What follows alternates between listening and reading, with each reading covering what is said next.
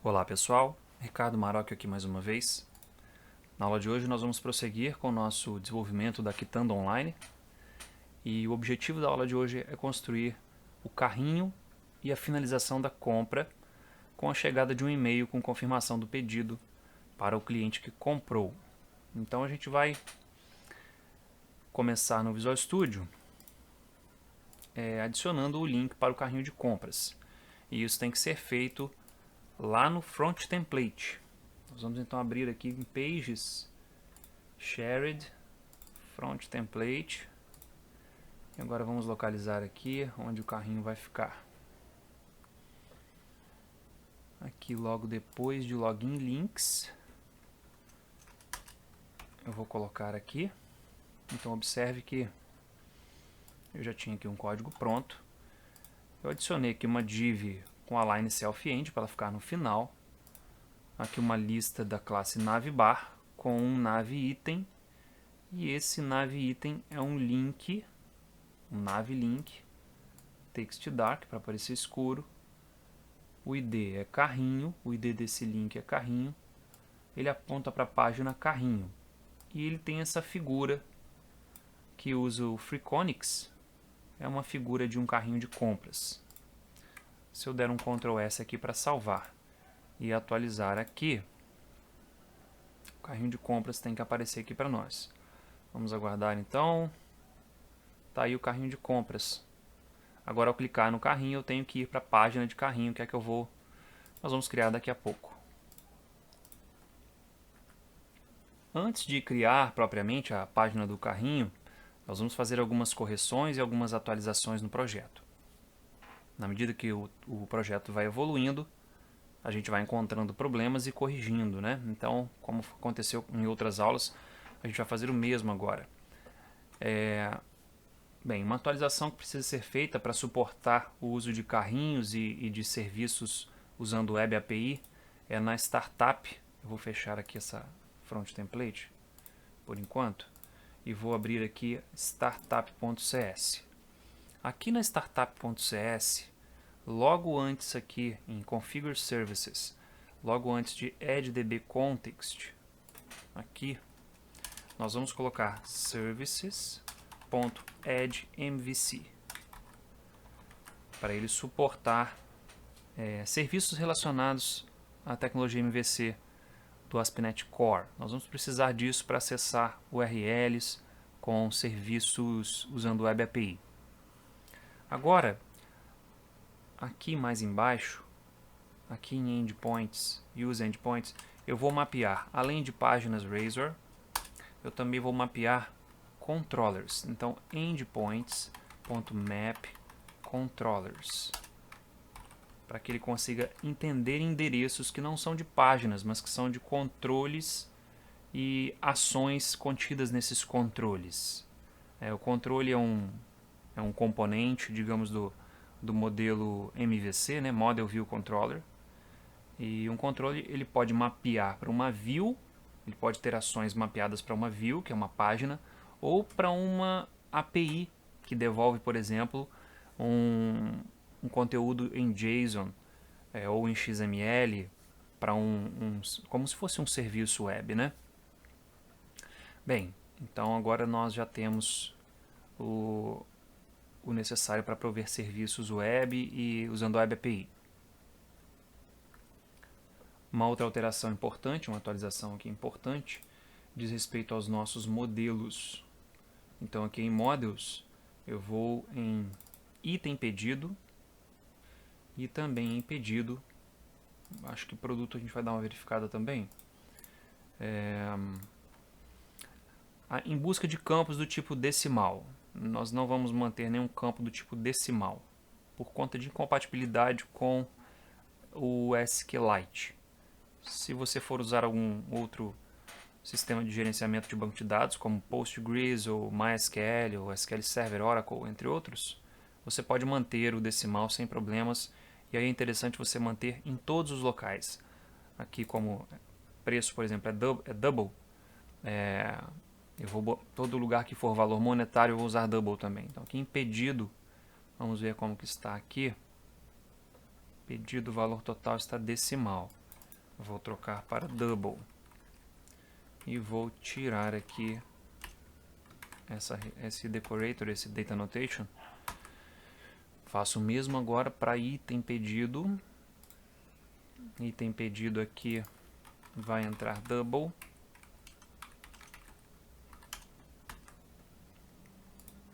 Double. Acredito que seja somente isso. Certo, agora logo aqui depois de valor unitário a gente vai adicionar um campo calculado, um campo local e calculado. Public double, valor item. O valor item vai ter somente um get, porque ele é calculado, né? Ele não é armazenado em banco. Ele vai retornar a quantidade multiplicado pelo valor unitário. Aí eu vou ter qual é o valor desse item. E para eu indicar que esse cara não é armazenado no banco de dados, eu coloco aqui not mapped. Dessa forma ele não vai ser armazenado ou mapeado para o banco de dados pelo code first. Ele vai ser simplesmente ignorado e vai ser usado só aqui em programação, nessa camada da aplicação. Outra atualização necessária também, aqui em pedido, nós vamos adicionar mais uma situação do pedido que é carrinho. Os nossos carrinhos de compra serão salvos. Mesmo que ele não tenha sido finalizado, ele vai ficar salvo, vai ficar associado ao usuário através de um cookie, de acordo com o navegador que ele usou, enfim. Um cookie que vai expirar em determinada quantidade de dias. E se por acaso o usuário estiver logado, fica associado também ao ID do usuário. Mesmo que ele não tenha fechado o pedido, esse carrinho fica mantido por um certo tempo. Então esse status aqui é importante para nós. Mais uma atualização aqui no banco de dados, diz respeito, no modelo de dados, né, diz respeito às classes visitado e favorito. Nós não vamos trabalhar mais com essas classes por restrições de tempo mesmo. Favoritos seriam produtos favoritados pelo usuário, pelo cliente, né? E visitados produtos que ele tenha visitado. Não são coisas difíceis de implementar a posteriori, então nós a princípio vamos ignorar. Vou excluir essa classe. Essa também. E aqui no context, vou remover esses códigos daqui. E as coleções. As duas coleções.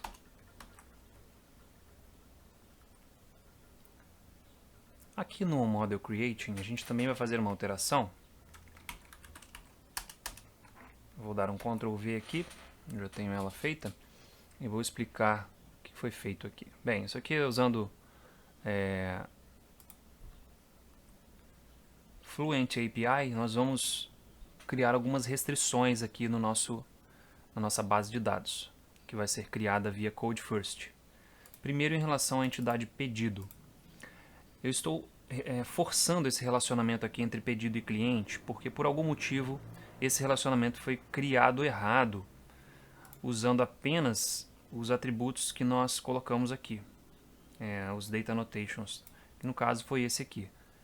Não foi gerado corretamente. Se você abrir o seu banco SQLite, você vai perceber que tem alguma coisa errada lá.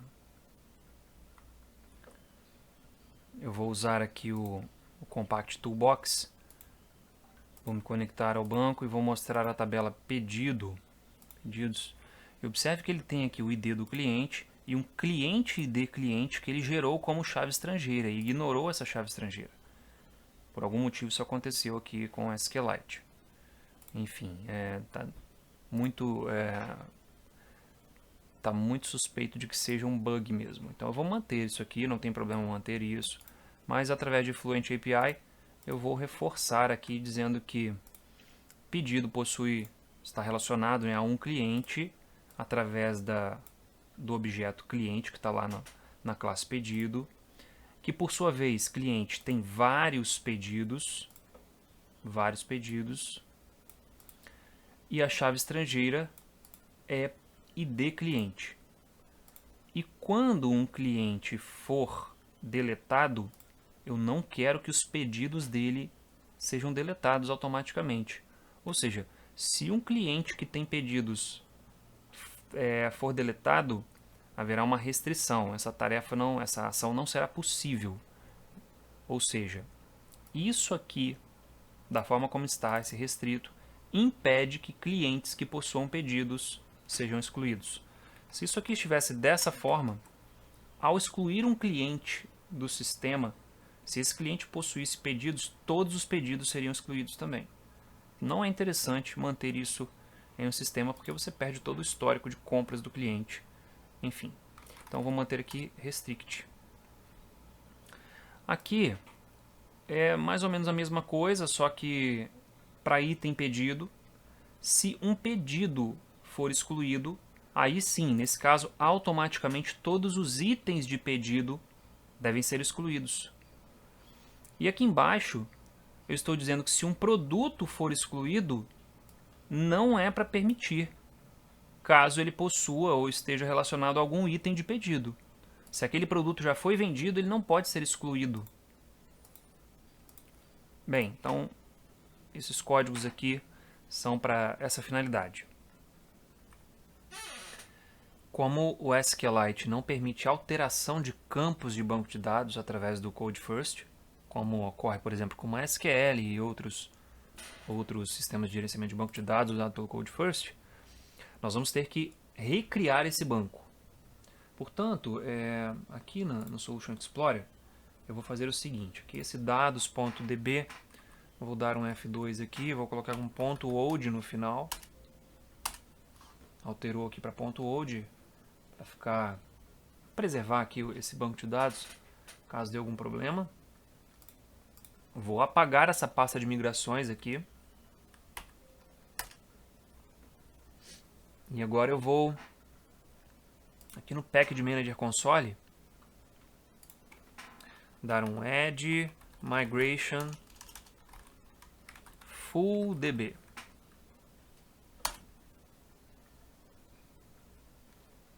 Faz a compilação.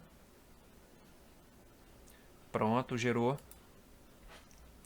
o código necessário para a criação do banco de dados. E uma coisa que a gente pode perceber aqui na tabela pedido, descendo aqui um pouco, aqui pedido, agora nós temos aqui ID cliente apenas, não tem aquele cliente ID cliente que foi gerado erroneamente. E aqui a foreign key, a minha chave estrangeira, está criada da forma correta. É a coluna ID cliente, se liga com a tabela clientes, né? Que no caso é a classe cliente, a coluna ID cliente dessa tabela. Agora foi criado corretamente. Eu vou dar uma olhada aqui novamente, deixa eu dar um refresh aqui. Acho que aqui que eu dou um refresh. Aqui.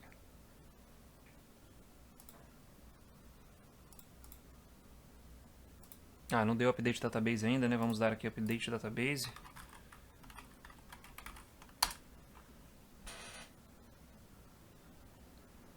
Foi. Agora sim aqui eu vou dar um refresh. Ele pegou aqui a conexão com o novo banco de dados que ele criou. E nós podemos observar agora que não temos mais a tabela visitados e favoritos. E a tabela de pedidos agora não tem mais aquele campo estranho que foi gerado para a criação do relacionamento entre cliente e pedido. Agora sim, esse aqui que é a chave estrangeira, que é o correto.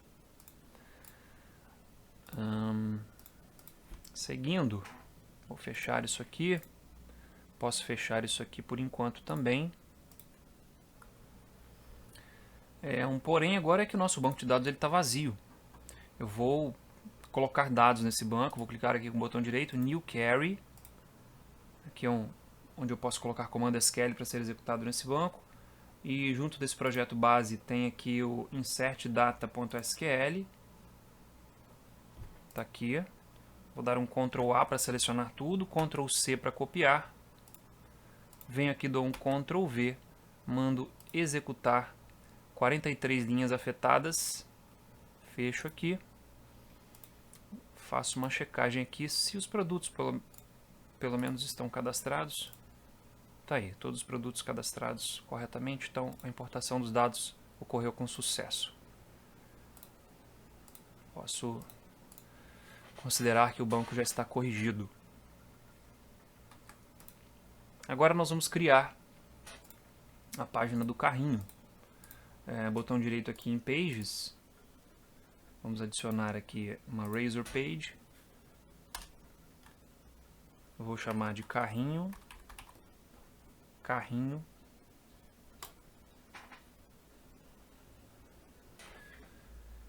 Bem, essa é praticamente a principal página que nós vamos criar durante essa aula.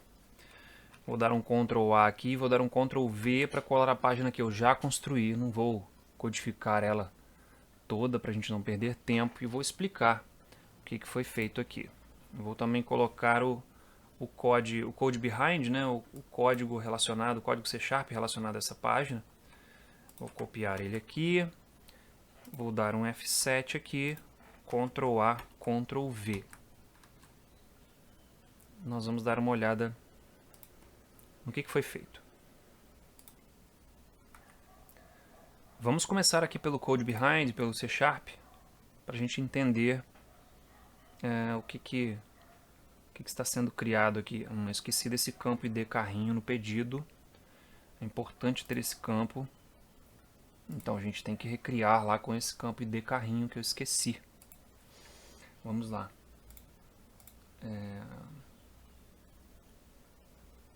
Models, pedido. Pode ser aqui logo depois de ID cliente. String ID carrinho. Agora eu vou dar um add migration novamente.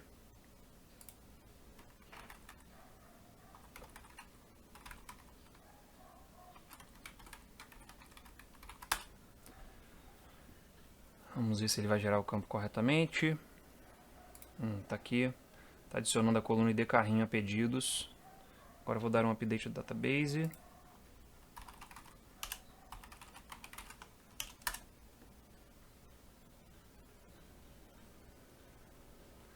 Feito. Deixa eu conferir aqui se está tudo certo. ID carrinho está aqui. Vamos ver se a gente não perdeu os dados. Em pedido já não tinha dados, então não tem problema. Ok. Agora se eu for aqui em carrinho, ele foi reconhecido com sucesso. Vamos começar da parte de cima aqui, onde a página é solicitada, a página do carrinho é solicitada. Quando a página do carrinho é criada, por injeção de dependência, eu disponibilizo o contexto do banco de dados, o objeto que faz login de usuário e o objeto que faz gerenciamento de usuários. Aqui em cima eu criei uma constante chamada cookie name, que eu defini com esse nome aqui, só para acompanhar uma convenção de nomeação que a aplicação já possui, mas o ideal aqui seria ter o nome do aplicativo, por exemplo, quitandaonline.cartid ou ID carrinho, coisas desse tipo. Eu deixei esse nome aqui para acompanhar alguns outros cookies que o nosso site já gera.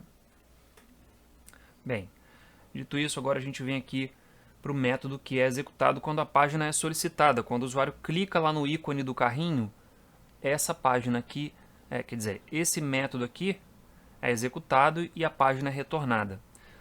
Olha o que esse método faz. Primeiro ele verifica se o navegador do usuário já tem o cookie que nós definimos aqui em cima, com esse nome aqui. Se já tem esse cookie, eu capturo ele, capturo o valor dele, capturo o pedido cujo ID do carrinho é igual ao que está guardado nesse cookie. Se esse pedido existe, eu calculo qual é o valor total desse pedido e guardo nesse objeto. Aqui eu uso a operação agregada sum de itens pedido para fazer esse cálculo do total do pedido, multiplicando aqui a quantidade pelo valor unitário. esse convert.toDouble já não é mais necessário, porque o nosso campo ele já é double. Então isso aqui já não se faz mais necessário. Só um detalhe, observe que aqui eu estou retornando um pedido cujo ID de carrinho é tal.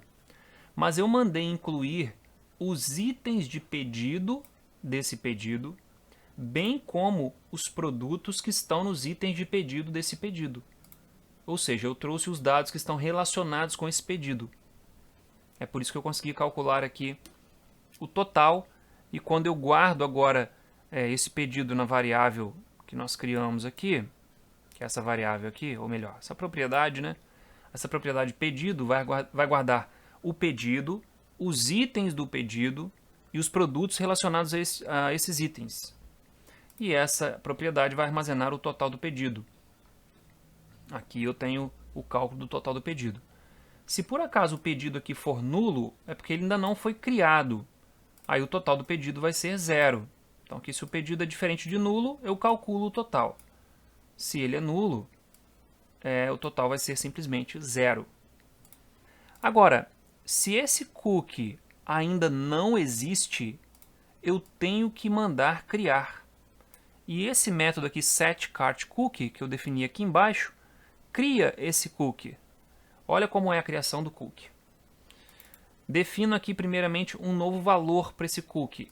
Esse objeto GUID vem de Global Unique Identifier.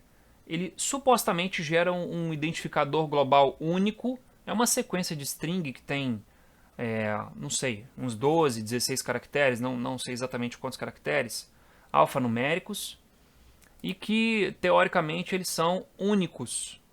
Não existem dois iguais. Então eu gero um camarada desse, guardo nessa variável. Crio aqui algumas opções de configuração do cookie que vai ser gerado. As opções são, lá no navegador, ele vai estar na raiz do diretório de armazenamento de cookies. Isso aqui é uma configuração base, tá? Uma configuração padrão. Ele vai expirar em 90 dias, ou seja, esse cookie é válido por 90 dias. É obrigatório que o site tenha permissão para uso de cookies. Não é obrigatório o tráfego por HTTPS, porque esse número aqui não é tão sensível assim. Ninguém vai querer sequestrar um carrinho de compras que ainda não foi pago. E aqui não tem restrição para ele ser acessado apenas pelo mesmo site. Isso aqui é para questão de acesso por serviços, por apps, mobile, por exemplo. E aqui eu digo que ele não vai ser somente acessível por HTTP. Se eu colocar isso aqui como verdadeiro, eu não consigo acessar via Ajax, via um aplicativo mobile que eu venha construir no futuro. Então não é interessante que ele seja acessível somente via HTTP. Essas são as opções que eu configurei para o cookie. Agora sim, eu vou na resposta que vai ser enviada para o usuário. Eu estou adicionando um novo cookie com o nome que foi definido lá na constante, com o valor que foi definido para essa variável e usando as configurações definidas nessa variável de opções. E o retorno disso aqui é o ID do cookie gerado, né? É esse valor aqui. Eu retorno esse ID porque aqui embaixo eu preciso dele em um determinado momento para guardar ele no objeto pedido que foi gerado. Bem, dessa forma, o carrinho vai ser retornado, mas vazio. Se tiver algum pedido aqui detectado e buscado com esse valor de cookie, aí ele não vai estar vazio, porque alguma coisa já foi adicionada previamente e esse pedido vai estar populado com alguma coisa. E aí vai ser mostrado, os dados do pedido serão mostrados aqui na página do carrinho. Vamos ver aqui na página do carrinho como que o pedido é mostrado. Primeiro eu tenho uma div aqui, é uma div da classe card do Bootstrap. Enfim, questões de design, aqui o cabeçalho desse card vai conter primeiro um ícone de carrinho com o título carrinho de compras, que é esse título aqui, e um botão continuar comprando que volta para index, que volta para a página principal. O corpo do meu carrinho de compras vai fazer o seguinte, Se o meu pedido é diferente de nulo, se já foi definido um pedido, se já existe um pedido, se o carrinho não está vazio, né? E a quantidade de itens é maior do que zero, porque às vezes, não sei, foi gerado um objeto pedido, aí ele deixa de ser nulo, mas os itens do pedido não vieram. Então eu faço essa checagem que é de certa forma redundante, mas é interessante fazer. Se é maior do que zero, eu percorro os itens de pedido, os itens de pedido que estão nesse pedido. Para cada item presente aqui nos itens de pedido desse pedido, primeiro eu monto um caminho para a imagem desse pedido. Onde está a imagem desse pedido? Está na raiz do site, perdão, desse produto aqui, desse item. Na raiz do site, img, barra, contra barra, produto, contra barra, aí vai ter o ID do produto com 6 dígitos, .jpg. Então aqui eu montei o caminho da imagem. Agora aqui é a div que vai conter um item do carrinho. Ó. Ela é uma div da class row. Aqui é uma div que ocupa 3 colunas, que tem a imagem apontando para essa imagem aqui, a imagem do produto. Depois uma div que mostra o nome do produto. Observe aqui, ó, item.produto.nome. Eu só consigo acessar isso por conta daqueles includes que eu coloquei aqui. Ó. Se eu não tivesse colocado aqueles includes, isso aqui seria nulo. O produto aqui seria nulo. Ele não teria buscado o produto no momento daquela consulta. E aqui eu coloco a descrição do produto. Logo abaixo eu coloco o preço unitário. Está aqui, ó, o valor unitário. Aqui o ID, né? O ID aqui, ó, é o valor unitário. Desculpa, valor unit e o ID do produto. Mais adiante nós vamos ver por que o ID tem que ser feito dessa forma. E aqui o valor unitário em si com 2 casas decimais. Mais abaixo nós temos aqui novamente o name desse elemento é o ID do produto. Esse elemento aqui, esse input, é para definir a quantidade. O valor dele é o item.quantidade, o item pedido aqui, né? Observe que o item aqui é um item pedido. Então a quantidade. Aqui eu tenho outro name aqui para esse input. Esse input aqui vai ter um name também com o ID do produto. Esses names são importantes porque vai chegar um momento que eu vou precisar acessar isso aqui via JavaScript e eu tenho que saber qual é o nome dele. E cada item do carrinho tem que ter um elemento com nome diferente, de acordo com o ID do produto que está naquele carrinho. Aqui embaixo eu tenho um botão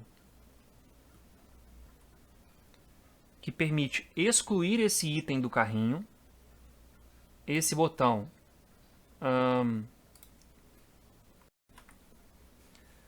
acessa um serviço de exclusão, um serviço usando o Web API, que nós ainda vamos programar. E o código desse botão é criado através de JavaScript logo abaixo. Nós vamos ver daqui a pouco. Aqui nós temos uma outra div. O ID dessa div é valor item, aqui é o valor do item. E aqui ID produto, o ID do produto. Então tipo, vai ser valor item 45, se o código do produto for 45. E aqui o valor do item propriamente dito. Aí aqui entra um separador. Esse separador é para separar os itens do carrinho. Agora, caso o carrinho não possua nenhum item, caso o pedido não possua nenhum item, aqui é mostrada essa imagem. Seu carrinho de compras está vazio. No final aqui é mostrado o valor total do carrinho, que é aquela propriedade total pedido que foi calculada lá no método da página, do modelo da página, e guardado aqui nessa propriedade. Aí eu mostro aqui o total do pedido. E aqui um botão, um link com aparência de botão, que aponta para confirmar pedido, que é uma página que vai mostrar um resumo do carrinho, onde ele não pode mais alterar, só se ele voltar para a página do carrinho. E nessa página onde ele vê o resumo do pedido, com o endereço de entrega e tudo, ele vai ter um botão para ele finalizar o pedido. Agora vamos a alguns scripts que tem aqui embaixo. Primeiro aqui eu tenho o script, esse input spinner, Bootstrap Input Spinner. É um script para dar um aspecto visual diferenciado para o campo que mostra a quantidade do produto no carrinho. Eu já vou mostrar isso para vocês. Aqui eu tenho uma biblioteca para acessar cookies do navegador. Então essa biblioteca aqui eu uso para acessar de forma mais fácil, né, os cookies disponíveis no navegador. Ler e escrever cookies, né? Nesse caso eu preciso ler o cookie. Bem, aqui eu estou ativando o input spinner para todos os inputs do tipo number. Olha só, aqui em cima eu tenho um input. Cadê você? Input na quantidade.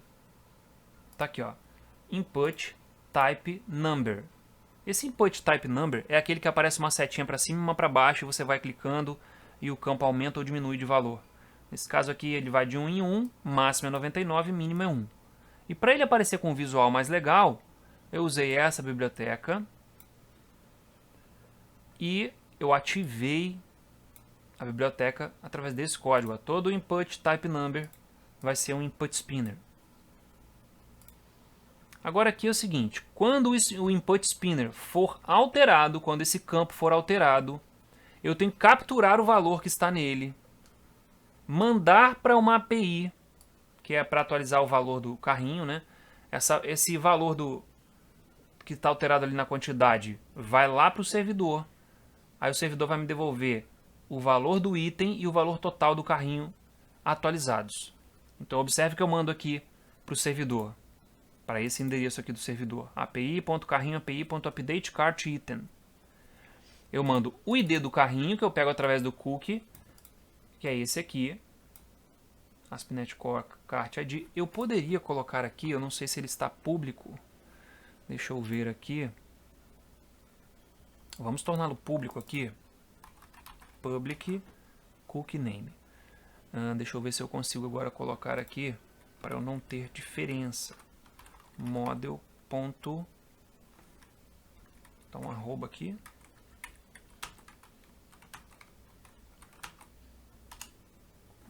Acho que assim não vai, mas cookie. Assim não foi. Eu acho que ele tem que ser estático. Bem, na verdade ele reconheceu aqui, mas não porque ele tem que ser estático, eu fiz a correção. Eu transformei ele, em vez de uma constante, numa propriedade somente leitura. Dá no mesmo, né? O efeito prático é o mesmo. Porém, a gente tem o ganho dele ser enxergado aqui pela página Razor.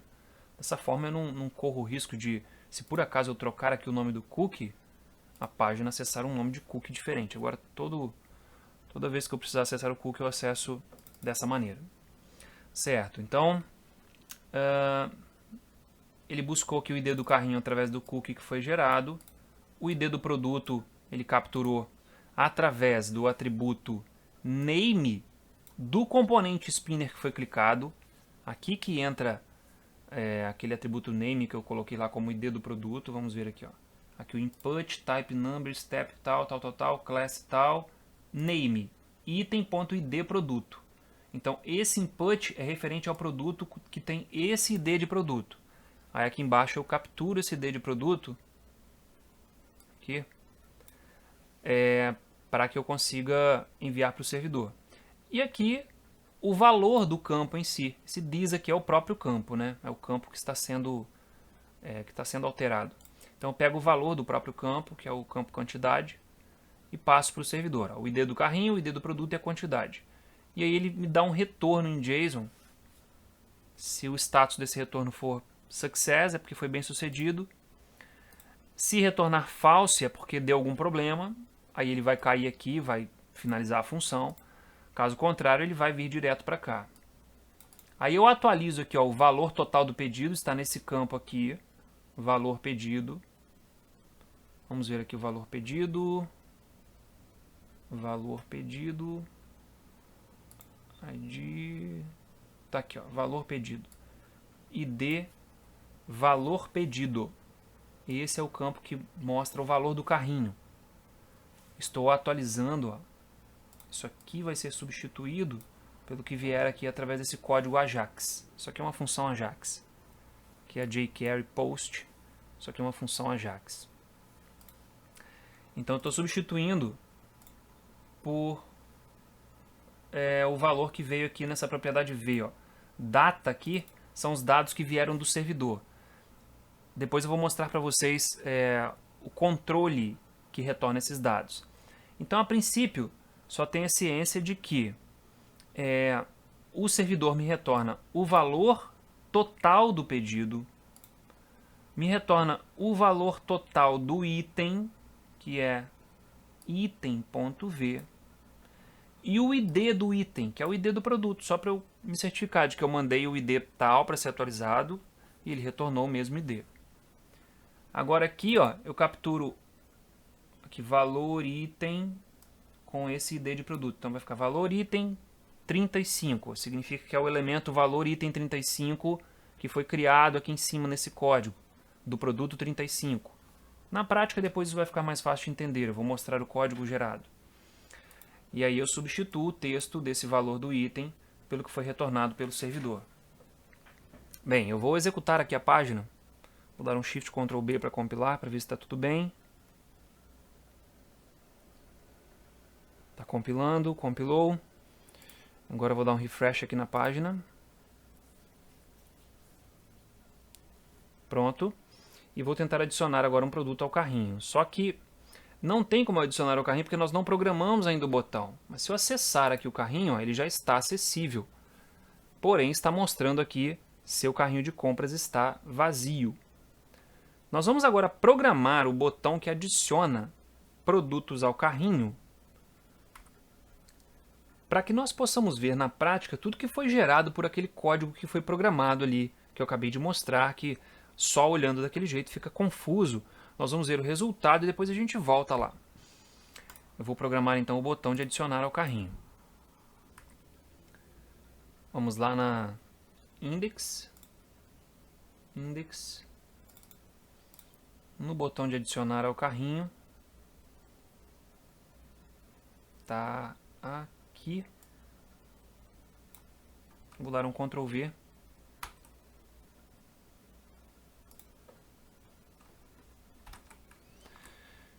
E aqui está o código do botão. Nós temos aqui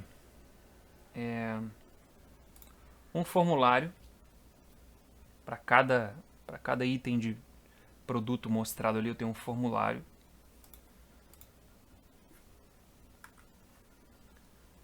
Que vai fazer um post na página do carrinho no método addToCart. Esse método aqui é um método que eu criei que adiciona um produto ao carrinho. E ele vai passar para esse método o ID do produto através do método post. E esse aqui é o botão que submete o formulário. Bem, para a gente entender como que esse produto é adicionado ao carrinho, programaticamente, a gente vai ter que consultar agora esse método addToCart, lá da página C# do carrinho. Está aqui, ó, onPost addToCart async. Aqui eu tenho o ID do produto, que tem que chegar aqui, e a quantidade, que por padrão é 1. Se eu não passar nenhuma quantidade, é 1. Isso quer dizer que quando eu clico no botão adicionar ao carrinho, por padrão ele vai adicionar uma unidade. Porque aqui eu não estou passando quantidade em nenhum local. Por padrão, então, vem uma unidade. Então eu vejo aqui se o ID é diferente de nulo. Se ele for igual a nulo, eu retorno aqui não encontrado, né? Uma página padrão não encontrada. Tento capturar o produto que tem esse ID. Esse ID de produto aqui. Tento capturar esse produto. Se esse produto existe, eu crio aqui um ID de carrinho nulo. Verifico se o cookie existe. Se existe, eu capturo o valor do cart ID que está no cookie. Capturo o pedido relacionado a este valor de cookie. Agora, se o cookie não existe, eu tenho que mandar criar ele. E aí eu recebo o cart ID como resultado dessa criação. Por isso que aqui o setCartCookie retorna o cookie que foi gerado aqui, o valor do cookie que foi gerado. Ou seja, eu vou terminar isso aqui ou com o pedido nulo, se esse cookie ainda não existe, ou com um pedido existente, se o cookie existe, e com um pedido nulo, se o cookie não existe, mas o cookie vai passar a existir porque ele vai criar aqui. E se o pedido for nulo, eu crio aqui um novo pedido, cujo ID de carrinho é o cart ID que foi gerado aqui. A data e hora do pedido é a data atual. A situação ainda é carrinho de compras. E os itens do pedido é um conjunto de itens de pedido vazio. Capturo aqui o usuário que está logado. Verifico se o usuário está logado. Ó. Se o usuário está logado, eu pego esse usuário em si. Se não, nulo. Se o usuário é diferente de nulo, significa que ele está logado. Eu capturo o cliente relacionado a esse usuário. Ó, o cliente cujo e-mail, convertido para minúscula, é igual ao e-mail do usuário logado. E se o cliente for diferente de nulo, se eu conseguir encontrar esse cliente relacionado a esse usuário, eu atualizo o ID do cliente para o ID do cliente relacionado a este usuário. Dessa forma, se o cliente estiver logado, o carrinho fica associado a ele. Caso contrário, fica associado apenas ao cookie, até que ele faça login. Quando ele fizer login e entrar nessa página, automaticamente ele será associado ao carrinho. Terminado isso, eu adiciono esse pedido ao meu contexto do banco de dados, esse pedido que eu acabei de criar. Adiciono ele ao contexto de banco de dados, mas ainda não salvo. Por quê? Porque eu ainda tenho que trabalhar nos itens desse pedido que eu acabei de gerar. Aí aqui o meu item pedido vai receber o item pedido cujo ID de produto é tal. É o que veio aqui em cima. Quando o cara clicou no botão lá no adicionar ao carrinho, vem um ID de produto aqui. Aí eu tento capturar esse ID de produto, esse item de pedido relacionado a este ID de produto. Ou seja, eu estou tentando aqui nesse caso verificar se ele está adicionando ao carrinho um produto que já estava lá. Se esse cara for diferente de nulo, retornar diferente de nulo, ele está adicionando um produto que já estava lá. Então, ó, se ele for nulo, eu vou gerar um novo item de pedido, porque é um item de um produto que ainda não estava lá. Com a quantidade que foi passada, nesse caso aqui eu estou usando a padrão que é 1, com o preço unitário do produto, preço unitário deste momento, e com o ID de produto tal. Então eu gerei esse item de pedido aqui, com os dados do produto. Agora, se é um item de um produto que já existe, eu só aumento a quantidade dele. Nesse caso aqui, estou aumentando em mais, mas o ideal seria mais igual quantidade.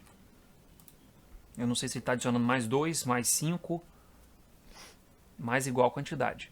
Agora sim, eu tenho um pedido com o item de pedido atualizado, ou inserido, ou atualizado, e eu posso salvar. Se por acaso o resultado desse salvamento for menor ou igual a 0, significa que ele não salvou nada, então deu algum erro, aí eu retorno isso aqui. Caso contrário, eu retorno simplesmente a página. Mas antes de retornar a página, eu calculo novamente o total do pedido. Total pedido vai receber os itens pedidos, a soma, quantidade vezes, aqui também não preciso do convert.toDouble, vezes o valor unitário. Bem, esse é o código que adiciona um produto ao carrinho. Vamos tentar resumir. Recebo um ID de produto e uma quantidade que por padrão é 1. Tento encontrar esse produto. Se eu encontrar esse produto, verifico se o carrinho já foi criado, se existe um cookie que identifica esse usuário. Se não tem, eu crio um novo cookie. Se tem, eu capturo o pedido relacionado a ele. Se o pedido é nulo, se esse pedido não existe ainda, eu crio um novo pedido com os dados do carrinho. Verifico se o usuário está logado. Se o usuário está logado, eu atribuo o cliente desse usuário ao pedido. Adiciono esse pedido ao contexto do banco de dados. Verifico agora se o produto que está sendo adicionado ao carrinho já existe no carrinho ou não. Caso não esteja no carrinho, adiciono ele aos itens de pedido. Caso ele já esteja no carrinho, eu só aumento a quantidade. Salvo os dados e aí calculo o total e a página é retornada. Bem, agora aqui a gente tem como rodar ou compilar, né? Compilei. Ok, a gente pode voltar aqui agora, clicar aqui e vamos testar adicionar um produto ao carrinho. Vou adicionar o primeiro aqui mesmo. Deu um problema de chave estrangeira, vamos ver aqui. Bem, eu imagino, vamos dar uma olhada aqui, que seja por conta de algum campo que foi com valor nulo e não podia. É nesse caso aqui, ó, ID cliente está como um campo obrigatório, porque aqui, por padrão, o inteiro ele é obrigatório. Mesmo que você não coloque required aqui em cima, ele é obrigatório. Para ele não se tornar obrigatório, eu tenho que ter aqui uma interrogação. E agora, para eu conseguir atualizar esse campo, eu acho que eu vou ter que apagar aqui a tabela pedidos, e gerar novamente por aqui. Porque se eu der, vamos tentar aqui fazer o seguinte, ó. Add migration, atualizar ID cliente em pedido.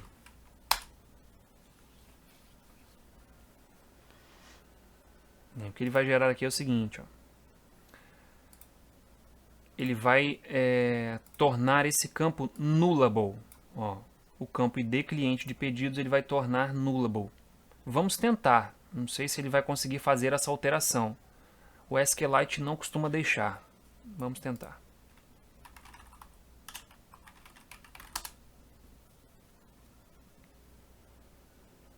Bem, conforme eu havia dito, ó, o SQLite não suporta essa operação, alterar coluna. Então a gente vai ter que apagar aquela coluna. Vamos tentar apagar essa coluna usando o SQLite Studio para a gente não ter que repopular. Outra opção também seria apagar o banco, né? Deixa eu fazer o seguinte aqui então. Apagar o banco. Cadê o banco? Vamos apagar ele. Ok. Agora eu vou apagar isso aqui. Vou apagar a pasta Migrations. É bom fazer isso porque é para vocês verem como que corrigem erros e problemas que dá no projeto, né? Agora eu vou novamente gerar o Migration. Add Migration FullDB.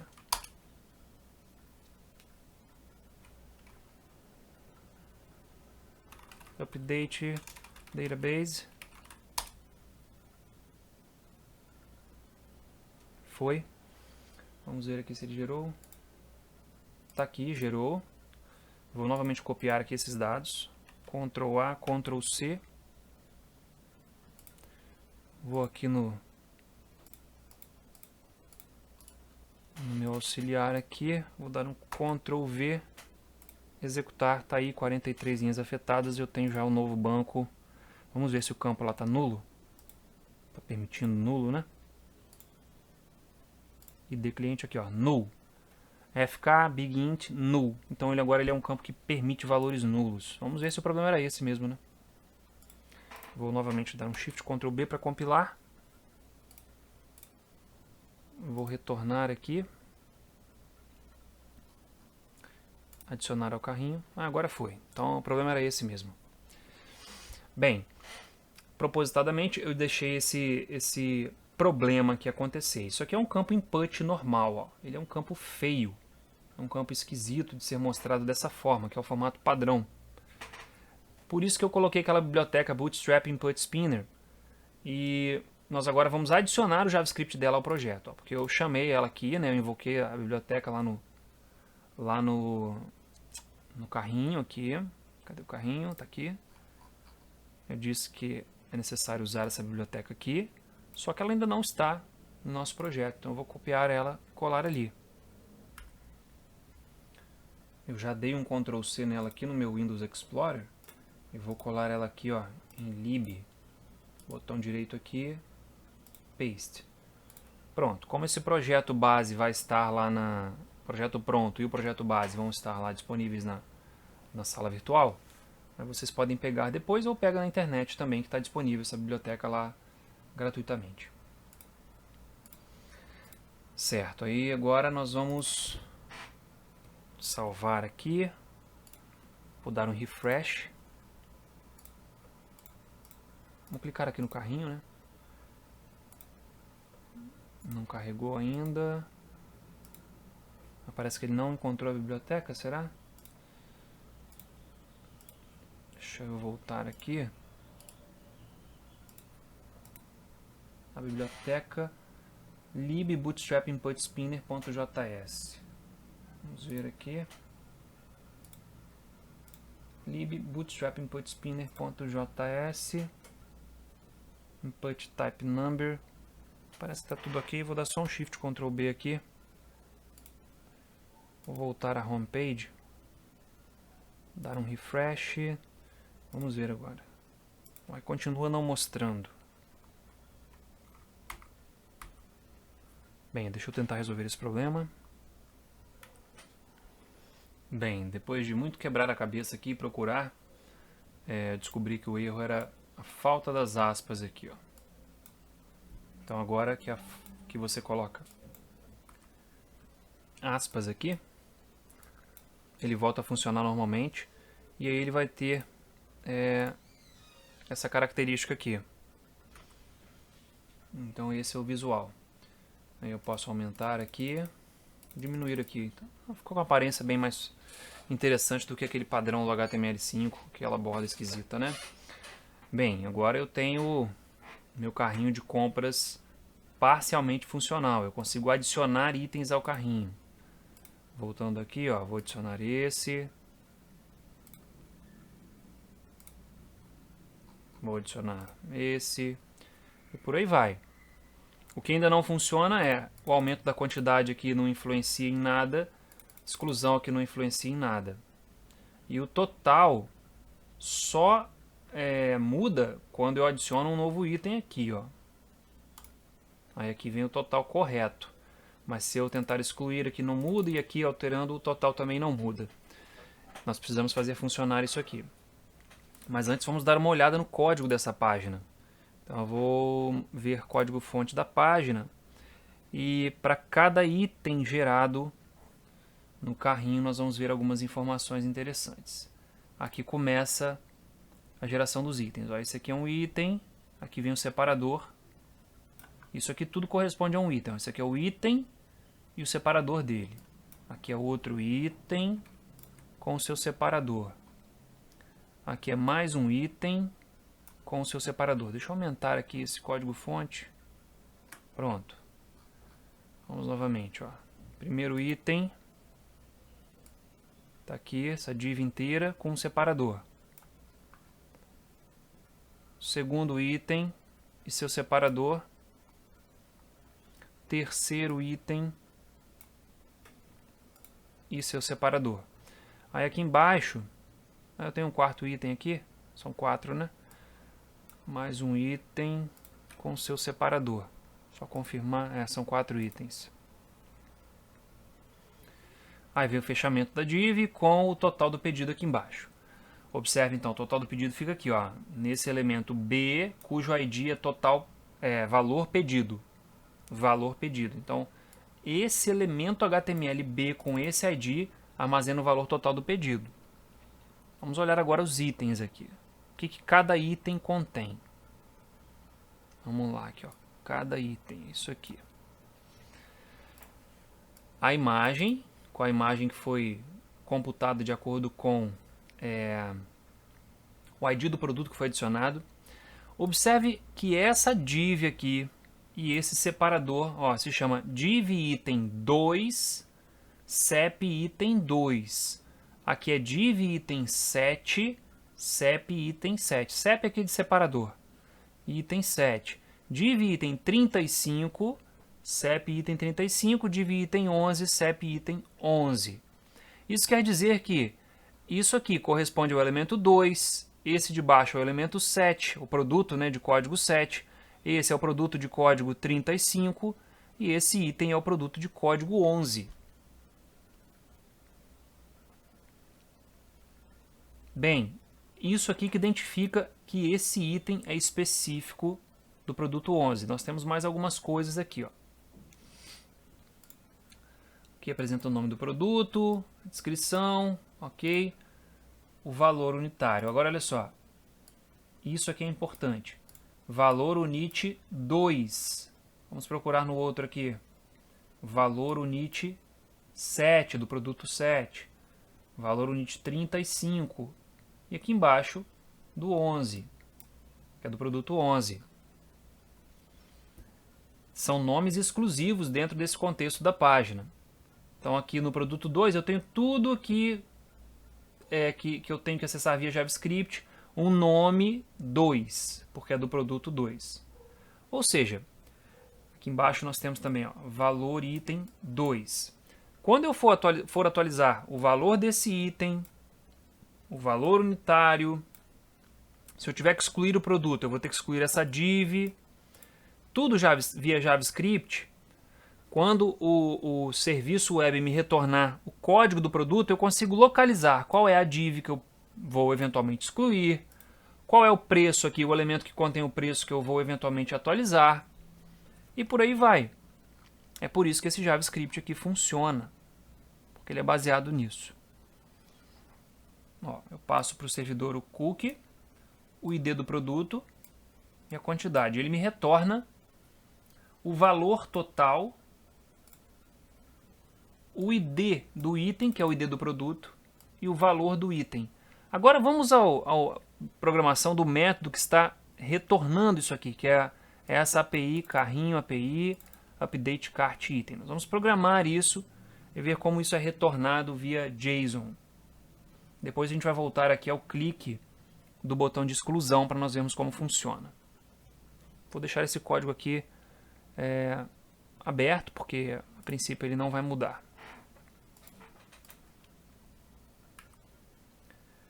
Aqui na minha solução, eu vou criar uma pasta, botão direito, de New Folder, API. Botão direito, Add Controller, MVC ou API Controller. Eu vou usar uma API Controller. Vou chamar de carrinho API. Vou dar um Ctrl A, Ctrl V para colar a que eu já fiz aqui e vou explicar para vocês. Primeiro, a rota de acesso a essa API via URL é API barra o nome do controller, que nesse caso aqui é carrinho API, barra a ação. Eu tenho aqui duas ações, update cart item, ou update cart item, e delete cart item. Um para atualizar a quantidade de um item do carrinho e um para excluir. Vamos primeiro à construção aqui dessa API. Na construção, eu injeto aqui, por injeção de dependência, um contexto do banco de dados para poder manipular banco de dados. Aqui, vou dar um Enter aqui, vou dar um Enter aqui. Aqui também. Aqui está ok. Quando eu vou atualizar o carrinho, eu tenho que receber o ID do carrinho, o ID do produto e a quantidade. Olha que interessante, são justamente os três parâmetros que são passados aqui, ó. ID do carrinho, ID produto e quantidade, com os mesmos nomes para o método update cart item, de carrinho API, API. Certo? Então, isso aqui, quando eu faço esse post, o que está sendo acessado é esse método aqui. E aqueles valores serão passados para cá. Aí eu verifico se o ID do carrinho é nulo. Enfim, não pode ser nulo. Aqui é para verificação de nulidade do ID do carrinho e do ID do produto. Tento capturar aqui o pedido cujo ID de carrinho foi passado, né? Pedido referente àquele ID de carrinho. Se eu encontrei o pedido, verifico se a situação dele é carrinho, porque se foi um pedido que já foi realizado, pago, etc., eu não posso atualizar ele. Capturo o item de pedido relacionado a este produto que me foi passado. Então eu vejo se nesse pedido tem algum item de pedido referente a esse produto, que foi passado aqui em cima. Se o item pedido é diferente de nulo, significa que ele encontrou aquele produto no carrinho e a quantidade nova daquele item, daquele produto, vai receber essa quantidade que veio aqui nova. Essa quantidade que veio no parâmetro. Se eu conseguir salvar as alterações, eu retorno, eu crio aqui uma variável valor pedido, que vai receber o somatório novamente do valor do pedido, eu recomputo o valor do pedido, e essa variável item vai receber o ID do produto, a quantidade e o valor do item. Agora, olha que interessante, aqui eu tenho, eu criei um novo objeto aqui, a partir de item de pedido, que tem a propriedade ID, que é o ID do produto, Q, que é a quantidade, e V, que é o valor do item. Isso é que vai me retornar um item. E aqui o item que está sendo localizado é o item que tem o ID do produto que foi passado ali em cima. Agora eu monto um novo objeto do tipo JSON. Enfim, quem não conhece a formatação de um objeto JSON, basta fazer uma busca aí no Google que vai encontrar muito material. Bem, eu tenho o formato XML, JSON é um outro formato de representação de dados. Então eu retorno aqui tanto o objeto valor do pedido, quanto este item aqui, que possui 3 propriedades, possui ID do produto, quantidade e valor do item, retorno como um objeto JSON. Então esse objeto JSON vai conter o valor total do pedido e a atualização para esse item aqui com os valores atualizados. Isso vai chegar para mim aqui nesse atributo data. Então essa função aqui é uma função de callback que é executada depois que eu fiz o post no servidor. Quando eu recebo a resposta, essa é a função que processa a resposta. Se o status da resposta for bem sucedido, success, e se os dados forem diferentes aqui de false, se esse dado vier false é porque deu problema, aí ele vai fazer isso aqui, ó. Vai pegar o V, vai colocar lá no valor do pedido, vai pegar o valor do item do produto tal, ó, valor item 2, por exemplo, valor item 2, é aquele elemento que contém o valor do item 2, que eu mostrei lá no código fonte HTML aqui, ó. Valor item 2, vamos localizar ele aqui. Valor unit 2, e aqui eu tenho valor item 2. Esse aqui é o valor item 2. Então ele vai pegar o valor item 2, ó, valor item 2, vai trocar o texto dele para isso aqui, ó. O valor que veio no item convertido para valor monetário usando o padrão PTBR. Isso aqui é só para seguir colocar vírgula como separador decimal e ponto para separador dos milhares. Ok. Agora vamos ver o que faz o botão de exclusão. O botão de exclusão é esse que fica aqui ao lado de no final aqui de cada um dos itens. Esse botão de exclusão, quando ele é clicado, ó, ele vai fazer um post na API do carrinho delete cart item. E vai passar o ID do carrinho, que ele pega a partir do cookie. Opa, aqui também eu tenho que passar @model.cookieName. Entre aspas, não podemos esquecer disso, tá? Foi o que deu problema aquela hora. E aqui o ID do produto. Eu vou excluir do carrinho um determinado produto. Não me importa a quantidade, né? O que importa é que eu quero excluir aquele produto como um todo. Então ele vai fazer esse post aqui no servidor, quando retornar os dados do servidor. Se o processamento lá foi bem sucedido, se o dado retornado é válido, então ele atualiza o valor do pedido com o novo valor do pedido que veio, remove a div item número tal, esse número aqui é o ID do produto que foi removido, e remove o separador item número tal. Esse método remove aqui remove o elemento HTML mesmo da página.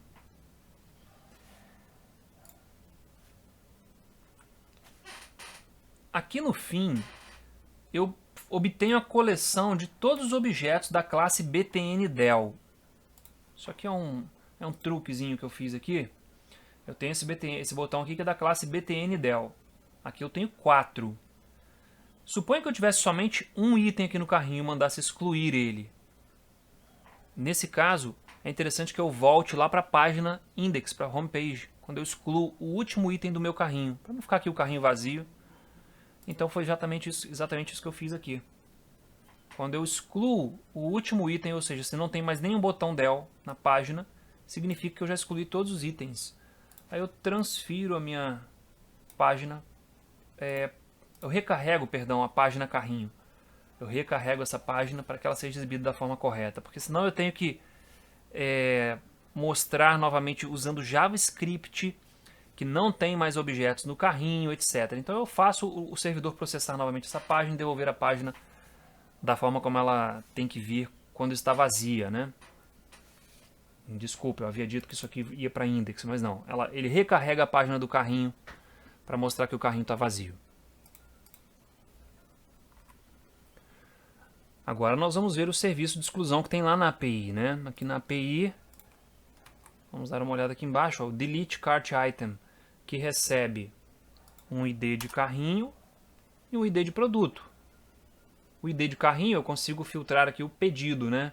Consigo capturar determinado pedido para saber de qual pedido que eu tenho que excluir esse produto. Então verifico aqui nulidades, não tem nenhuma.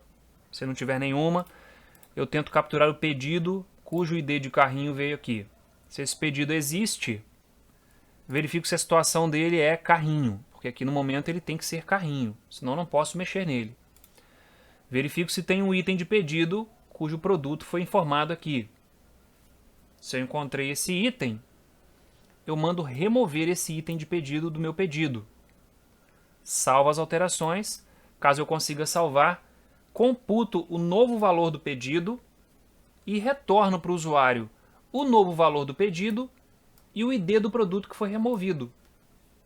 Esse ID de produto removido é redundante, porque quando ele mandou para mim, ele mandou determinado ID, né?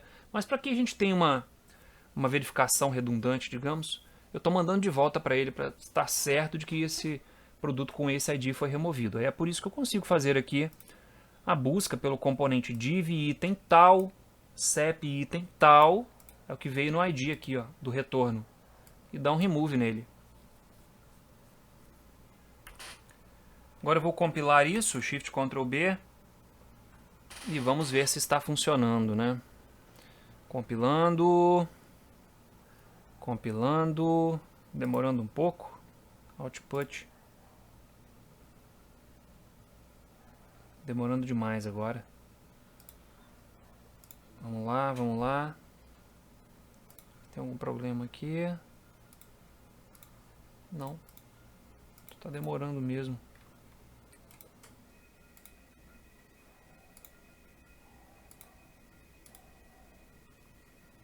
Bem, eu vou pausar aqui e vou esperar a compilação. Bem, eu tive aqui que reiniciar o Visual Studio, agora ele compilou. E agora a gente consegue dar um refresh aqui. Nessa página, vamos ver se ele vai recarregar normalmente. Opa! Vamos fechar. Ctrl F5.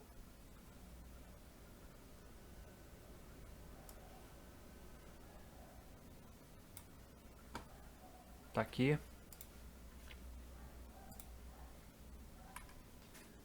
Bem, vamos agora testar o carrinho, né? Novamente, eu entrei aqui no carrinho. Aumentando aqui, ó, observe que automaticamente ele atualizou isso aqui e atualizou aqui embaixo. Deixa eu aumentar esse aqui. E ele não fez um recarregamento total da página, porque isso está sendo feito via Ajax, via processamento assíncrono. Bem, esse tema, processamento assíncrono, é uma explicação mais aprofundada, foge ao escopo aqui do nosso curso, mas você encontra muito material, tanto no YouTube quanto aí na internet. Posso aumentando aqui, que ele vai aumentar aqui. Isso aqui está indo no servidor, processando e me retornando o Ajax, que permite atualizar isso e isso aqui embaixo. E se eu excluir esse item, ó, automaticamente ele exclui e já reduz aqui o valor do pedido. Por exemplo, esse de R$15 aqui teria que ir para R$13,97. Justamente o que aconteceu. E se eu voltar aqui, eu consigo inserir um novo produto, inserir esse aqui, normalmente. Só aumentar aqui a quantidade e o nosso carrinho está funcionando normalmente. Agora a gente vai fazer a página aqui de confirmação do pedido, onde ele vai ver um resumo do pedido e uma opção de finalização do pedido. Vamos lá no Visual Studio. Vamos lá na nossa pasta Pages, botão direito, adicionar Razor Page, confirmar pedido. Vou dar um Ctrl A, Ctrl V para colar aqui. E também vou colar o código C# relacionado a essa página, que esse não é extenso. Vamos compilar para ver se está tudo certo. Compilou sem erros. Aí agora nós vamos ver primeiramente o código C# aqui. Essa página também acessa o cookie. Eu vou trabalhar com esse cookie aqui da forma como eu trabalhei na outra. Vamos ver aqui. O ideal, inclusive, seria colocar isso aqui lá no app settings. Bem, isso vai ficar para uma próxima atualização. Mas a princípio eu vou colocar aqui dessa forma. Pronto. Colocando no app settings, ele estaria disponível para a aplicação inteira e centralizado, né, num único local. Tem aqui o contexto do banco de dados, o cookie, uma referência para o pedido e uma referência para o cliente. Aqui no construtor, por injeção de dependência, eu alimento o contexto do banco de dados. E agora aqui é o método que é executado quando a página de confirmação do pedido é solicitada. Primeira coisa, eu verifico se se o cookie já existe. Se o cookie existe, eu capturo o valor dele, capturo o pedido relacionado a esse carrinho. Se o pedido é diferente de nulo, eu capturo o cliente que está logado no momento. Ah, mas então quer dizer que nessa página o cliente obrigatoriamente tem que estar logado? Tem que estar, porque aqui observe que eu não fiz nenhuma verificação. E como é que eu atribuo essa restrição de que nesta página o cliente tem que estar logado? Através desse Data Annotation aqui, ó. Authorize roles igual a cliente. Essa página só pode ser acessada por um usuário logado que esteja no perfil cliente. Aí eu capturei aqui então o cliente que está logado. Digo que o ID do cliente do pedido é igual ao ID do cliente do cara que está logado. O endereço do pedido, o endereço de entrega é igual ao endereço do cliente que está logado. O valor total do pedido eu atualizo com a soma dos itens do pedido. Salvo as alterações e pronto. Ainda não fechou o pedido, mas nesse momento eu já consegui vincular o pedido ao usuário que está logado. Se porventura eu tentar acessar essa página de confirmação de pedido sem estar logado, automaticamente eu serei redirecionado para a página de login. Vamos ver como é que isso funciona? Shift Ctrl B aqui para compilar. Vou voltar aqui para o início. Carrinho. Fechar pedido. Automaticamente fui jogado para a página de login. Eu tenho aqui o meu usuário 123456. Eu vou entrar. Está aqui a página de confirmação. Ó, confirmar pedido. Eu não tenho como alterar nada nessa página. Eu só vejo os dados da minha compra, os dados da entrega, o valor total, e aqui eu posso finalizar o pedido. Nós ainda vamos fazer isso, mas antes de fazer isso, vamos ver o código que gerou essa página aqui. Código HTML, né? Aqui eu tenho o código C# que gerou os dados para aquela página. Agora o que gerou o visual daquela página é isso aqui. Bem semelhante ao carrinho, porém eu não preciso de ter ID nos itens, porque eles não podem ser excluídos, não podem ter suas quantidades aumentadas e por aí vai. Então eu tenho aqui o botão continuar comprando. Eu tirei aqui o ícone do carrinho de compras e aqui vai ficar confirmação do pedido, porque aqui em cima ficou confirme seu pedido. Então aqui aparece confirme seu pedido. Se o pedido é diferente de nulo e possui itens, para cada item do pedido, ordenado pelo nome. Dessa vez eu ordenei pelo nome para ele conseguir encontrar o produto dele mais facilmente, se tiverem muitos produtos no carrinho. Computo aqui o caminho da imagem daquele produto. Essa ID aqui já não é mais necessária, isso aqui é um processamento que está aqui de forma desnecessária. Não uso. Aqui eu mostro a imagem, aqui é mostrado o nome do produto, a descrição do produto. Aqui embaixo, o valor unitário, quantidade, aqui o valor do item. Esse separador aqui também não requer mais ID. Agora basta ser um separador comum. Aqui eu não posso ter itens apagados, então não tem problema. Aqui embaixo eu pego os dados do cliente, ó. No caso aqui os dados do endereço de entrega, né? Eu pego o nome do cliente, aí o logradouro do endereço, número, complemento, bairro, uma quebra de linha, aí vem a cidade / estado, outra quebra de linha, aí vem o CEP com o tracinho e o ponto, e aqui o ponto de referência. Caso esse ponto de referência não esteja preenchido, eu mostro nenhuma. Esse operador aqui é tipo assim, vai ser esse valor, mas caso ele seja nulo, vai ser esse. Esse operador serve para isso. Caso não tenha nenhum produto no carrinho, nenhum item, ele mostra essa mensagem. No final ele mostra o valor total e um botão finalizar pedido, que aponta para essa página finalizar pedido. Ela é que vai realmente trocar o status do carrinho para dizer que esse pedido foi finalizado. E o que nós vamos fazer agora é justamente adicionar essa página finalizar pedido. Então aqui é a página de confirmação do pedido, verifiquei que está tudo certo, clico no finalizar e ele tem que finalizar o pedido. Vamos ver. Novamente aqui em Pages, botão direito, Add Razor Page, finalizar pedido. Tá aí. Vou colar aqui um código que eu já tenho pronto. Essa página, o código dela não é grande. Vou colar os códigos C# também. Ctrl C. Dar um F7 aqui, Ctrl A, Ctrl V. Pronto, vou dar um Shift Ctrl B para compilar, para ver se está tudo bem. Compilou sem erros. E agora vamos aos códigos. Deixa eu tirar aqui algumas coisas desnecessárias. Bem, assim como a página anterior, essa página também requer que o usuário esteja autenticado e ele esteja no perfil cliente. Eu armazeno aqui uma referência para o contexto de banco de dados e para o enviador de e-mails. Aqui eu tenho uma referência para a constante de nome do cookie. Vou fazer a mesma coisa que eu fiz no anterior, vou pegar usando essa forma aqui. Pronto. Tem uma referência para o pedido e uma referência para o cliente.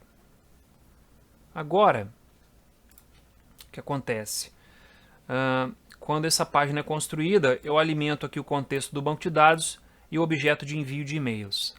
Esse objeto de envio de e-mails é porque quando o pedido for finalizado, tem que chegar um e-mail para o cliente informando todos os dados do pedido, etc. Bem, quando a página for exibida, essa página de finalização, primeiro eu vou em busca do cookie, pego o valor dele aqui, pego o pedido relacionado com este cookie, o cliente relacionado com o usuário logado. Se o pedido .id cliente é maior do que 0 e o endereço é diferente de nulo, significa que está tudo bem, o pedido já está prontinho para ser finalizado. Troco a situação dele para realizado. Atualizo a data e hora do pedido, porque agora é a data e hora de efetivação do pedido. Anteriormente eu tinha data e hora de criação do carrinho. Para cada item de pedido que está nesse pedido, eu tenho que percorrer lá na coleção de produtos o produto referente a este item e debitar do estoque dele a quantidade que está sendo comprada, que é justamente a quantidade que está no item. Eu pego o produto deste item, .estoque, vai receber o que ele já tem, menos a quantidade que está sendo comprada. Salvo as alterações no banco, deleto o cookie, porque agora se ele fizer uma nova compra tem que ser um novo cookie. Cada compra, cada carrinho é um cookie diferente. E aqui envio um e-mail com resumo do pedido, aí eu retorno à página de finalização. Caso o pedido não esteja completamente configurado, ele permanece na página confirmar pedido. E caso nada aqui tenha dado certo, ele vai retornar lá para a página do carrinho. Se ele não retornou para a própria página ou para a página de confirmar pedido, se nada disso deu certo, ele vai bater aqui e vai retornar para a página do carrinho. Agora aqui o método que envia e-mail, ele é grande porque tem conteúdo, né? Tem texto demais aqui no e-mail, mas basicamente eu criei aqui um string builder para montar toda a string do e-mail. Olá, cliente.nome, recebemos seu pedido de compra número tal, no valor total de tal, conforme detalhamento a seguir. Aqui eu crio uma tabela, ó, table border 1, aqui o cabeçalho da tabela, todo o cabeçalho da tabela. Para cada item no pedido, eu gero uma linha de dados com o nome do produto, a quantidade, o valor unitário e o valor do item.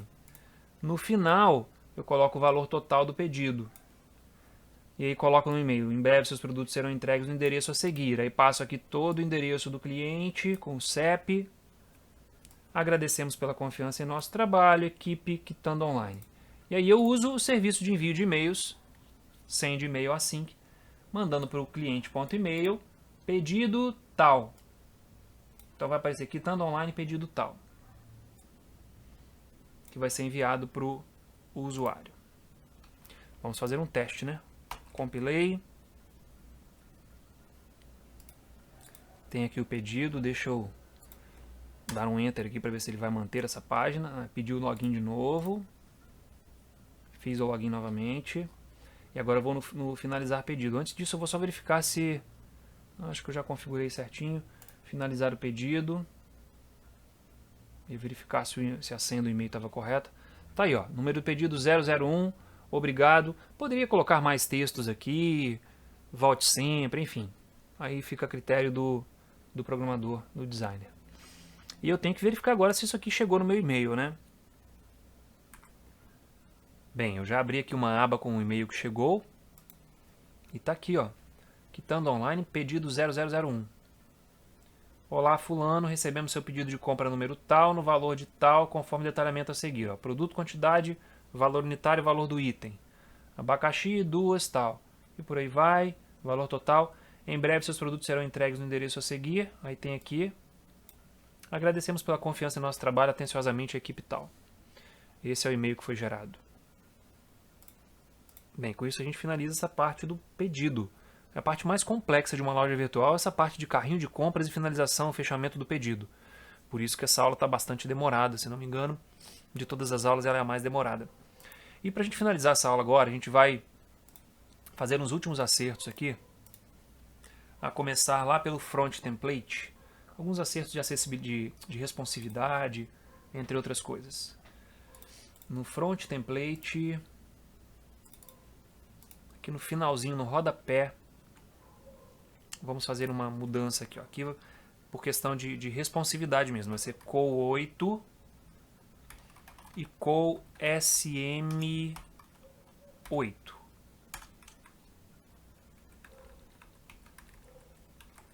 E aqui vai ser COL4, COL-SM4. Isso aqui parece até que está meio redundante, mas tudo bem. Agora, vou dar um Shift Ctrl S para salvar. E aqui na área administrativa, vamos voltar. Administrar, área administrativa. Não é isso que eu queria mostrar, é isso aqui embaixo. Vou ativar aqui a acessibilidade com, design responsivo. E aqui o administrar e o política de privacidade. Na medida que eu for diminuindo aqui, ó, eles estão responsivos, eles estavam ficando sobrepostos. Aí eu fiz aquele acerto ali. E agora não tem mais sobreposição. A gente pode observar aqui que agora não tem sobreposição. Tem uma largura mínima. Se ele reduzir essa largura mínima, ele dá rolagem horizontal. Esse acerto primeiro. Agora vamos ao próximo acerto, que é alterar as listagens aqui da administrativa. Vamos aumentar aqui mais um pouco. Clientes. Ó, aqui já está por botões, mas quando eu diminuo aqui também ele fica encavalado. Ó. E aqui produtos ainda está por botões com texto. Vamos fazer ficar igual a esse aqui. Então aqui em produto, na listagem de produtos, vou fechar tudo isso aqui. Vamos fechar todos para não confundirmos nada. E na listagem de produtos agora, produto listar. Lá onde tem o alterar e excluir, eu vou mexer aqui, cadê você? Ctrl V. Salvei. Só mudou aqui esse interior. Aqui em vez de texto vai ser um ícone aqui. Em vez de texto vai ser esse ícone aqui. Vamos ver se deu certo. Tudo certo. E a próxima atualização é ocultar algumas colunas quando isso aqui for diminuindo, ó, quando a minha largura de tela for diminuindo. Nesse caso eu vou ocultar aqui a coluna estoque, no caso do produto. Para isso eu vou adicionar a seguinte classe aqui em estoque, ó, tanto no TD quanto no TH, no título e nos dados. Ó. Aqui no TH, essa classe aqui, ó, display none, e quando for resolução LG ou superior, ele vai ser mostrado como uma table cell normal. Abaixo disso é none, ou seja, não vai ser exibido. A mesma coisa aqui. Ele não é exibido por padrão, mas se a resolução for LG ou acima, ele é exibido. Vamos ver o efeito disso. Refresh. Ou diminuindo. Olha lá, ó. O estoque já sumiu. Vou fazer o mesmo aqui para clientes. Eu vou sumir com CPF e data de nascimento. Então agora eu vou na listagem de clientes. Cliente, listar. Aqui no TH, data nascimento. Vou colocar aquelas classes. E também no CPF. O mesmo aqui nos dados. No CPF, na data de nascimento. Pronto. Vamos testar. Carregando, diminuindo. Olha lá, já sumiu. Então a página ficou bem mais responsiva, né? Agora eu tenho um outro problema aqui a resolver, que é a questão da busca. Se eu buscar aqui por maçã, primeiro, ele não achou a maçã, continuou mostrando isso aqui, então quando não tem resultados não faz sentido mostrar isso. E olha como retornou aqui, ó, retornou codificado, como se fosse URL codificada. Tem que acertar isso. Primeiro acerto é lá na listagem de... lá na index. Index. Tá aqui.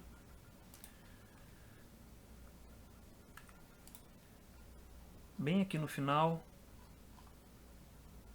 Aqui onde eu pego o valor para jogar de volta lá para o campo de busca, eu tenho que usar uma funçãozinha em JavaScript que é decode URI. Ele pega aquele valor que está codificado e decodifica ele. Vamos ver se essa primeira alteração que já deu efeito. Voltei aqui. Maçã. Pelo menos ele manteve maçã aqui agora. Ele não retornou resultados ainda. Essa correção para ele retornar resultados é uma correção bastante simples também. É no código da página index aqui, no código da busca. Eu converto aqui para toUpper, para ele fazer o comparativo independente de maiúscula ou minúscula. Mas não sei por que cargas d'água que o SQLite dá problema com o toUpper quando tem caracteres internacionais, mas com o toLower ele não dá. Então eu vou colocar aqui toLower, faço a mesma coisa aqui, Nesse aqui, aqui e aqui. Então agora ele converte tudo para maiúsculas na hora de fazer a busca, para minúsculas, né? Na hora de fazer a busca, em vez de ele converter para maiúsculas. Vamos ver agora se vai buscar a maçã corretamente. Voltei aqui para a principal. Vamos digitar aqui maçã. Agora ele encontrou. Cascão. Agora ele encontrou, legal. Aqui tem maiúscula, minúscula, tem acentos. Argentina. Encontrou a maçã. Morango. Pronto, a nossa busca agora está funcionando beleza. E por fim, eu quero não mostrar esse campo aqui caso a minha busca não dê resultado. Ou mostro ele desabilitado, né? Por exemplo, aqui eu vou botar um valor que não dá resultado. Não quero mostrar essas duas coisas. Vamos lá. Aqui na index. Aqui. Onde eu mostro a parte de... Aqui, ó. O campo de ordenação. Esse camarada aqui eu posso fazer o seguinte. Posso desabilitar ele. Vamos testar. Vou botar aqui um código C# que vai retornar o seguinte. Vou fazer uma avaliação aqui, que é model.produtos.count maior do que 1. Porque também se só tem um produto não faz sentido ordenar, né? Se for maior do que 1, ou melhor, menor ou igual a 1, eu vou mostrar aqui o atributo disabled. Aqui não é, que é interrogação. E aqui, caso contrário, não mostro nada. Vamos ver se funcionou aqui para esse campo.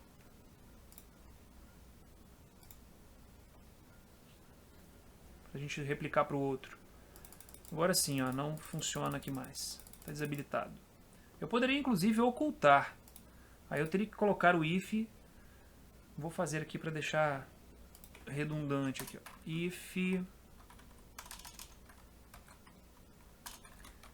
If model.produtos.count maior do que 1. Aí eu mostro o campo de ordenação. Vou deixar isso aqui só para fins de aprendizado. Pego essa mesma coisa aqui, vou colocar lá em cima, onde aparece de novo o campo de ordenação. Aqui, ó. If, vou fechar aqui. Ctrl KD para ele organizar de novo. Shift Ctrl S para salvar. E vou dar um refresh aqui. Pronto, melhor assim, fica mais limpo. E se eu tenho uma busca aqui que retorna valor, um só, eu não tenho também de ordenação. Se eu retorno 2, já passa a ter.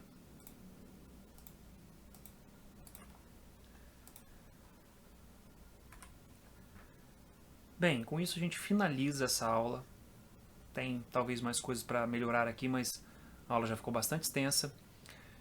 Como eu disse anteriormente, esse acho que é uma das principais funcionalidades de uma loja virtual, essa parte do carrinho, fechamento do pedido, envio do e-mail. É uma das partes mais complexas, por isso a demora para finalizar essa aula. É realmente uma parte complexa. Se você não entendeu na primeira vez que você assistiu, sugiro que você assista mais de uma vez. Então, obrigado pela sua atenção, bons estudos. Quaisquer dúvidas podem deixar aí nos comentários ou então lá no nosso grupo do Telegram. Bons estudos a todos e até a próxima aula.